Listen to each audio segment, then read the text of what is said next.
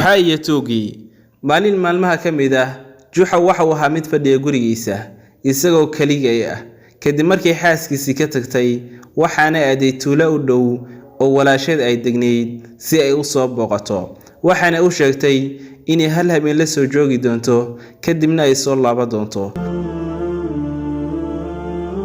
Juxa waxa uu ahaa mid aad uga murugaysan kalinimadiisa guriga waxaana uu damiyay leerarkii waxaana uu aaday furaashkii si uu goor hore u seexdo. Waxa jiray tuug isha ku hayay guriga Juxa waxaana uu arkay in leerarkii dansan yihiin waxaana uu maleeyay in laga tagay aan cidi joogin waxaana uu subaxii hore arkayay haweeneydii Juxa guriga ka sii baxaysa isla markaana sidata dharkeedii. Kadib waxa uu soo galay guriga Juxa ayaa dareemay saqarta waayo waxa uu ahaa mid aan weli gamin waxaana uu isku qariyay sanduuq guriga dhex yaalay. Sanduuqiina waa uu xirmay xajmiga Juxa oo yara awgeed. Tuugi ayaa guriga soo galay waxaana uu sheeshay u qaaday alaabtii guriga taalay laakiin nasiib darro waxna ma aanu helin.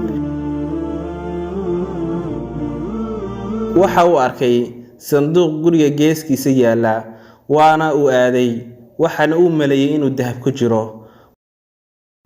waana uu furay si lama firaana waxa uu arkay Juxa. Tuugi ayaa yaabay dibna u gortay inay weydiiyeen Juxa war maxaa ku geliyay Juxa halkan. Waxa uu ku jawaabay waxaan ogaa inaan guriga wax ka helayn khajilaad darteedna waxaan isku qariyay halkan. Tuugi oo yaaban ayaa guriga ka baxay isagana waxba helin.